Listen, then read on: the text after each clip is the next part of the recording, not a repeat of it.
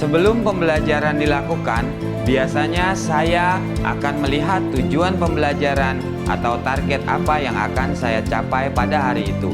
Setelah itu, saya melihat data atau informasi terkait murid-murid saya untuk menentukan strategi pembelajaran yang tepat dan penilaian yang sesuai.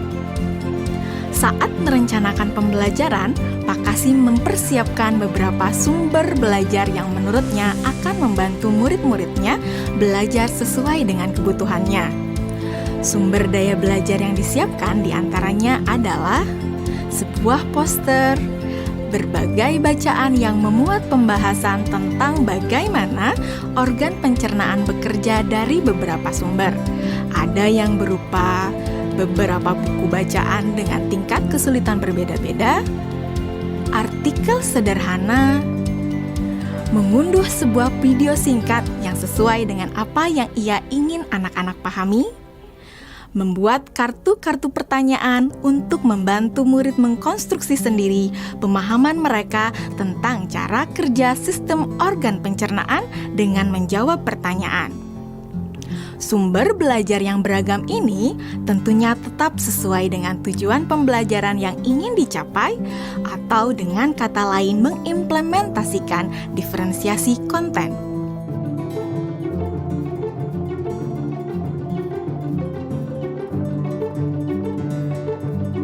Setelah semua sumber materi yang beragam disiapkan, saya mempersiapkan daftar kegiatan lengkap dengan instruksinya. Misalnya, membaca buku atau artikel, dan lain sebagainya, mengamati poster, mendiskusikannya, dan kemudian membuat ringkasan untuk menunjukkan pemahaman tentang isi poster tersebut. Menjawab kartu-kartu pertanyaan. Aktivitas-aktivitas tersebut walaupun berbeda-beda, namun semuanya bertujuan agar murid memahami cara kerja sistem pencernaan. Assalamualaikum. Bagaimana kabar kalian? Waalaikumsalam. Baik, Pak. Hari ini kita akan mempelajari tentang sistem pencernaan manusia. Saya, Pak.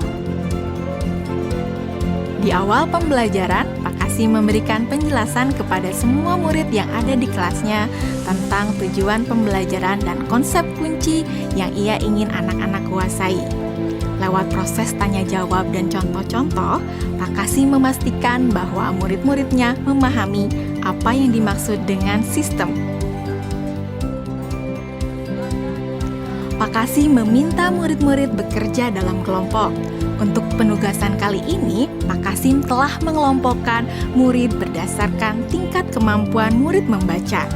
Hal ini karena tugas pertama yang harus dilakukan oleh setiap kelompok adalah membaca materi bacaan terlebih dulu. Teks yang dibaca tiap kelompok sesuai dengan kemampuan membaca mereka. Selama proses murid melakukan kegiatan, saya mengobservasi dan memantau pemahaman murid-murid. Saya mendatangi tiap kelompok, mengajukan pertanyaan, dan memberi pertanyaan lanjutan kepada murid-murid yang memerlukan bantuan atau perlu diberikan tantangan lebih.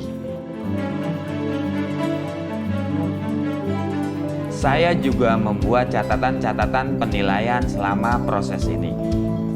Setiap jawaban murid, pertanyaan murid, saya perhatikan dan menggunakan informasi ini untuk menyesuaikan tingkat bantuan yang akan saya berikan pada murid atau berdiferensiasi proses. Sistem pencernaan adalah serangkaian jaringan organ yang bekerja untuk mencerna makanan. Organ pencernaan antara lain meliputi mulut, kerongkongan, lambung, usus kecil, usus besar, rektum, anus.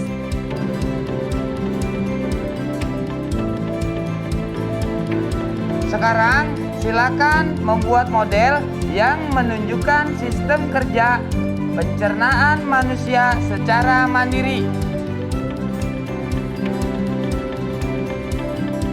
Selama proses murid-murid membuat model sistem pencernaan, Pak Kasim berkeliling melihat pekerjaan murid untuk mengetahui sejauh mana pemahaman murid.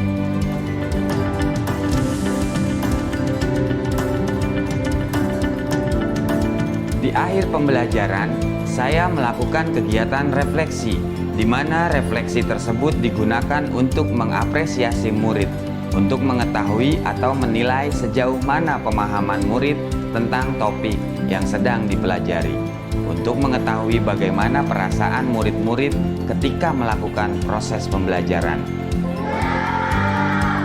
Aksan! Senang, Pak. Arjuna! Senang, Pak. Dan tentunya semua ini dapat menjadi informasi bagi saya untuk mengembangkan proses pembelajaran selanjutnya.